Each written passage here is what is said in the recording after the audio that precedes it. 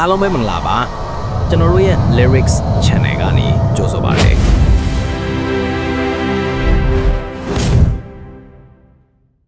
ဒီနေ့မှာတော့မြန်မာပြည်ကဆိုင်ကယ်ချစ်သူတွေအားလုံးစောင့်မျှော်နေကြတဲ့ Yamaha R15V5 2025ရဲ့ထွက်ပေါ်လာမယ့်အသေးစိတ်အချက်လက်တွေကိုတင်ဆက်ပေးသွားမှာပဲဖြစ်ပါတယ်တလီတာကို80 km စီးစားနှုန်း quick shifter နဲ့ traction control စနစ်တွေပါတဲ့ဒီဆိုင်ကယ်တက်မှာဘယ်လိုမျိုးအပြောင်းလဲတွေပါဝင်လာမလဲဆိုတာဗီဒီယိုအဆုံးအထိကြည့်ရှုပေးဖို့ဖိတ်ခေါ်ပါတယ်ဒီဇိုင်းအပိုင်းကိုစကြည့်အောင် R15V5 က Yamaha ရဲ့ R series ဂျီမျိုးပေါ်ဆံမျိုးကိုပိုပြီးအတူယူထားပါတယ်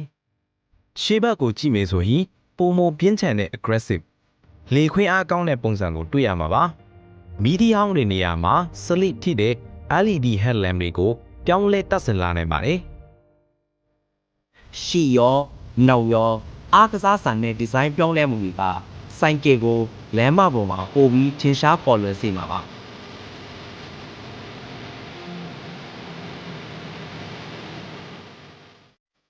ဒါအပြင်ပရိသတ်အများဆုံးစိတ်ဝင်စားတဲ့အင်ဂျင်ပိုင်းကိုဆက်သွားပါမယ် 155cc အရေးရေးပေးစနစ် liquid cooled နဲ့ VVA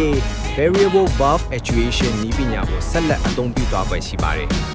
ဒီ VVA ကြောင့်ဆိုင်ကယ်ဟာမရှင်နှေးသည့်ဖြစ်စေမြန်သည့်ဖြစ်စေ engine power ကိုတသက်မှတ်တဲ့ထင်ရှားနိုင်ပါတယ်စွမ်းဆောင်ရည်ပိုင်းမှာတော့0မှ100 km/h ကို6စက္ကန့်လောက်အတွင်းရောက်ရှိနိုင်တယ်လို့ခန့်မှန်းထားတာဟာတကယ်ကိုအံ့ဩစရာပါ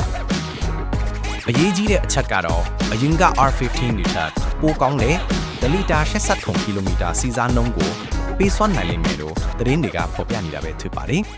TV5 model ကို game changer ဖြစ်စေမဲ့နည်းပညာထူးခြားချက်၃ခုကိုပြောပြပါမယ်ပထမတစ်ခုက quick shifter ပါ clutch မညစ်ပဲခီးရမြန်မြန်ဖြောင်းနိုင်လို့မောင်းရတာပိုပြောကြကောင်းလာပါမယ်ဒုတိယတစ်ခုက advanced traction control စနစ်ပါလမ်းချော်တာဆိုင်ကယ်ချော်ထွက်တာမျိုးမထိအောင်ကူညီပေးလို့ပုံမလုံးကြုံပါတယ်နောက်ဆုံးတစ်ခုကတော့ smart bluetooth enabled digital dashboard ပါသင်ဖုန်းနဲ့ချိတ်ဆက်ပြီး notification တွေခရီးစဉ်မှတ်တမ်းတွေကို dashboard မှာတိုက်ရိုက်ကြည့်နိုင်တော့မှာပဲဖြစ်ပါတယ်